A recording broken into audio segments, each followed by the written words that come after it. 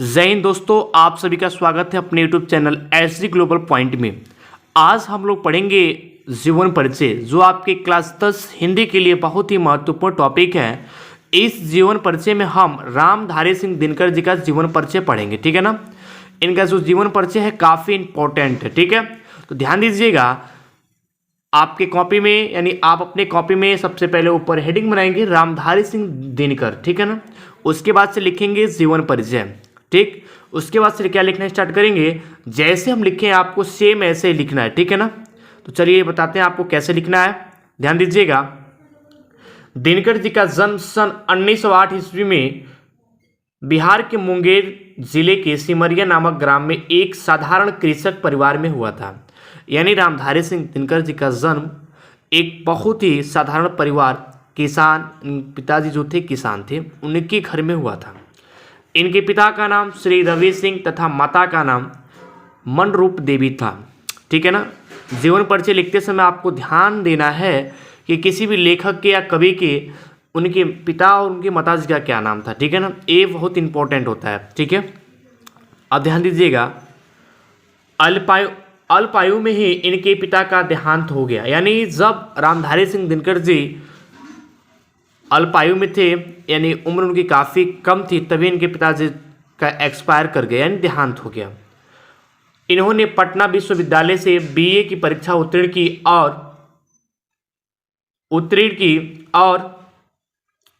करते हुए, ठीक है ना, पारिवारिक कारणों से आगे की पढ़ाई न कर सके। यानी कुछ पारिवारिक कारण था जिसके कारण ये पढ़ाई न कर सके, आगे की पढ़ाई कंप्लीट न कर सके और नौकरी में लग गए।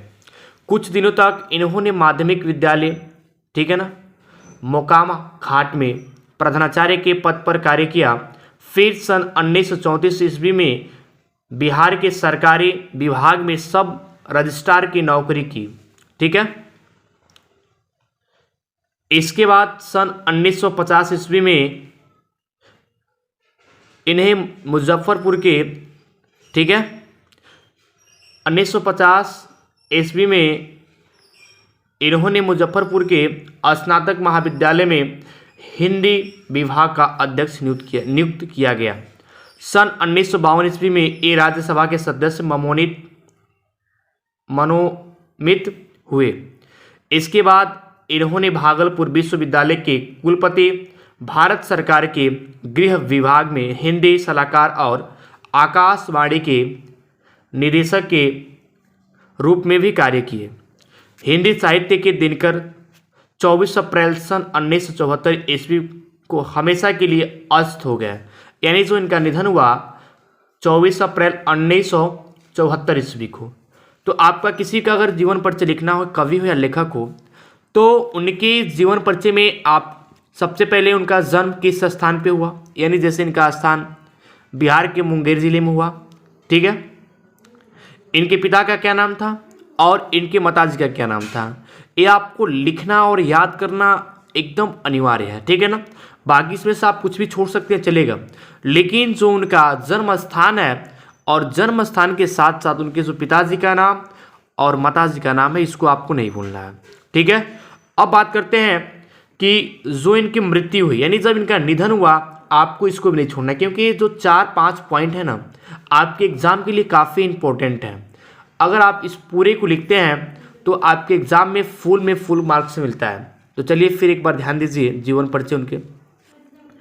दिनकर जी का जन्म सन 1908 ईस्वी में बिहार के मुंगेर जिले के सिमरिया नामक ग्राम में एक साधारण कृषक परिवार में हुआ था।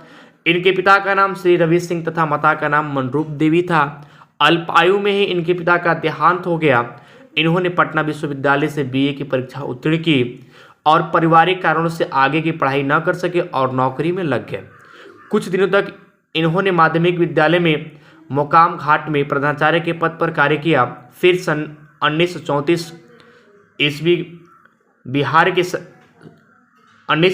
में बिहार के सरकारी विभाग में सब रजिस्ट्रार की नौकरी की। इसके बाद सन 1950 ईस्वी में इन्होंने मुजफ्फरपुर के स्नातक महाविद्यालय में हिंदी विभाग का अध्यक्ष नियुक्त किया गया। सन 1952 ईस्वी में ये राज्यसभा के सदस्य मनोनीत किए गए, ठीक है। इसके बाद इन्होंने भागलपुर विश्वविद्यालय में कुलपति, भारत सरकार के गृह गृह विभाग में हिंदी सलाहकार और आकाशवाणी के निदेशक के रूप में कार्य किए। हिंदी साहित्य के दिनकर 24 फरवरी सन 1974 में हमेशा के लिए अस्त हो गया। रचनाएं अगर इनकी बात करते हैं तो देख लीजिएगा, रचनाएं आपके लिखने के लिए आता है जैसे बट पीपल, उजली आग, देश विदेश, मिर्च का मजा, ठीक है ना। ये आपका रहा इनका जीवन परिचय।